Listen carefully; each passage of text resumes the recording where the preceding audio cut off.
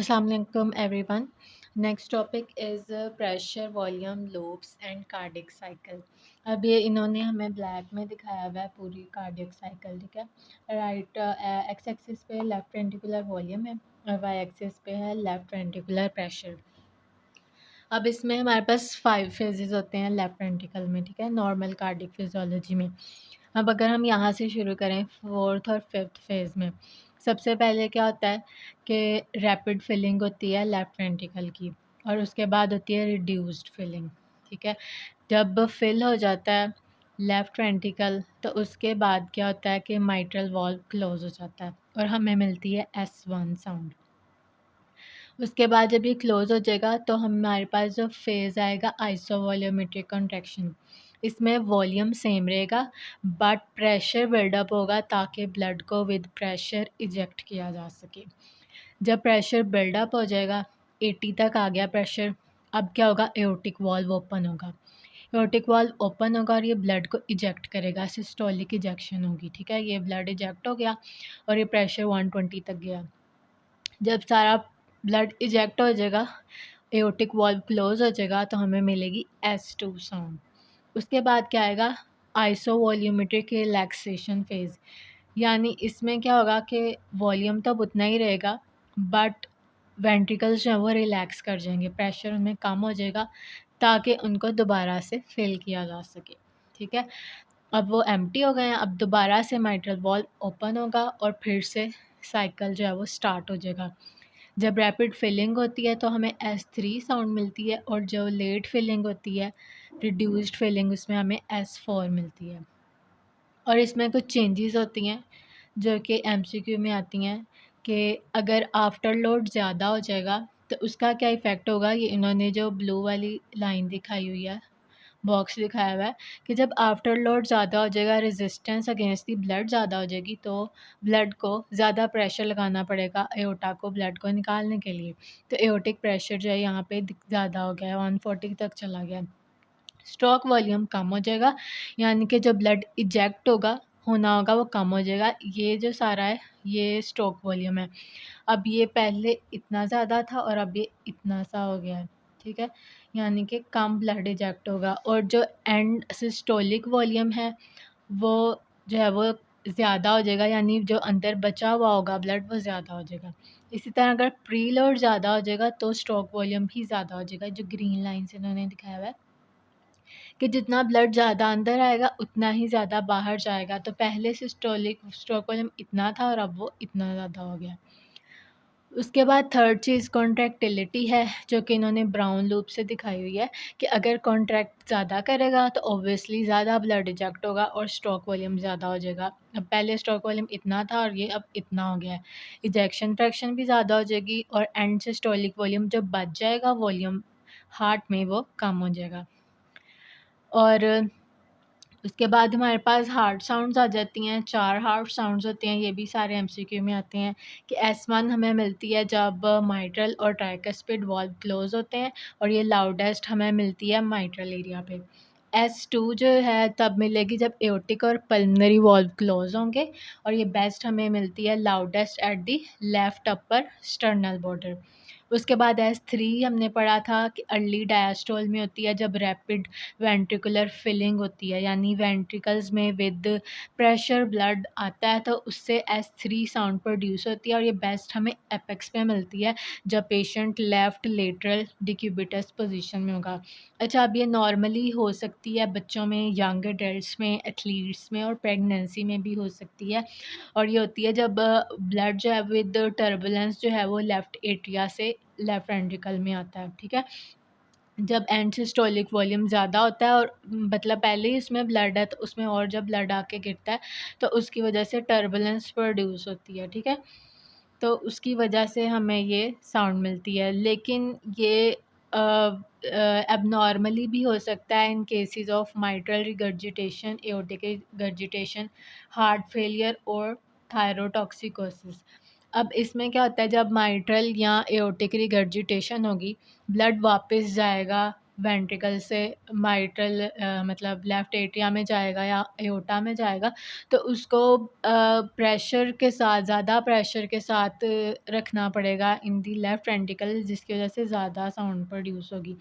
तो इस वजह से इन केसेस में ये हमें एबनॉर्मली भी मिल सकती है। उसके बाद एस4 हमने पढ़ा था कि लेट डायस्टोल में हमें मिलती है, या इसको हम एट्रियल क्लिक भी बोलते हैं। इसमें क्या होता है कि जब ब्लड अब रैपिडली तो फिल कर गया, उसके बाद ब्लड रिड्यूस्ड फिलिंग हो रही है। जब एक लेफ्ट वेंट्रिकल स्टिफ हो जाएगा और स्टिफन्ड उसमें कंप्लायंस ख़त्म हो जाएगी और उसमें अब ब्लड फिल हो गया। अब उसके ऊपर जब ब्लड आकर गिरेगा एक स्टिफन्ड लेफ्ट वेंट्रिकल में, उसमें कंप्लायंस ही नहीं है, तो उस वजह से उसमें साउंड प्रोड्यूस होगी। अब with the passage of time ये मतलब कंप्लायंस कम हो जाती है ओल्डर एडल्ट्स में, इसलिए हमें ये कॉमनली मिलती है in the left lateral decubitus position apex पे, ठीक है। लेकिन ये एबनॉर्मली भी हमें मिल सकती है इन केसेस ऑफ हाइपरट्रॉफी, जैसे हाइपरट्रॉफिक ऑब्स्ट्रक्टिव कार्डियोमायोपैथी होती है, उसमें लेफ्ट वेंट्रिकल की हाइपरट्रॉफी हो जाती है, कंप्लायंस नहीं रहती, तो उसमें भी हमें ये मिल सकती है, ठीक है। उसके बाद जेवीपी आ जाती है। जेवीपी जो है वो रिप्रेजेंट करती है राइट एट्रिया के प्रेशर को। अब इसमें हमारे पास 5 चीज़ें होती हैं: A wave, C wave, X descent, V wave और वाई डिसेंट। ये भी सारे एमसीक्यूज़ हैं। कौन सी वेव कब आएगी, प्रोमिनेंट किस में होंगी और एब्सेंट किस में होंगी, ठीक है। अगर हम सबसे पहले यहाँ ग्राफ में देखें, अब हमने सिर्फ राइट एट्रिया को देखना है, ठीक है। राइट एट्रिया में आया प्रेशर, मतलब राइट एट्रिया सबसे पहले कॉन्ट्रैक्ट हुआ, ठीक है। जब कॉन्ट्रैक्ट होगा तो हमें मिलेगी ए वेव। उसके बाद जब राइट वेंट्रिकल की कॉन्ट्रैक्शन होगी ना, तो हमें मिलेगी सी वेव, ठीक है। राइट एट्रिया कॉन्ट्रैक्ट करेगा तो ए वेव मिलेगी, और जब राइट वेंट्रिकल कॉन्ट्रैक्ट करेगा तो सी वेव मिलेगी। क्यों? क्योंकि जब राइट वेंट्रिकल कॉन्ट्रैक्ट करेगा तो जो क्लोज्ड ट्राइकस्पिड वॉल्व होगा वो बल्ज कर के जाएगा एट्रिया में, तो एट्रिया में भी कुछ प्रेशर फील होगा, उसकी वजह से हमें सी वेव मिलेगी। उसके बाद हमें मिलता है एक्स डिसेंट। एक्स डिसेंट मिलता है हमें एट्रियल रिलैक्सेशन और downward displacement of the close tricuspid valve, ठीक है। जब वेंट्रिकल इजेक्ट कर रहा होता है ब्लड, तो उसमें क्या होता है कि एट्रिया रिलैक्स होता है, ठीक है। एट्रिया रिलैक्स होता है और जो ट्राइकस्पिड वॉल्व है वो मतलब वो भी नीचे की तरफ चला जाता है इन दी वेंट्रिकल्स, तो ऑब्वियसली फिर एट्रिया में प्रेशर कम होगा, तो इसलिए हमें एक्स डिसेंट मिलता है। उसके बाद जब राइट एट्रिया का प्रेशर ज़्यादा होता है, उसमें दोबारा से ब्लड आता है against the closed tricuspid valve, तो ऑब्वियसली उस प्रेशर की वजह से हमें वी वेव मिलेगी। और उसके बाद जब वो एम्प्टी होगा इन दी राइट वेंट्रिकल, तो उसमें हमें मिलेगी वाई डिसेंट, ठीक है।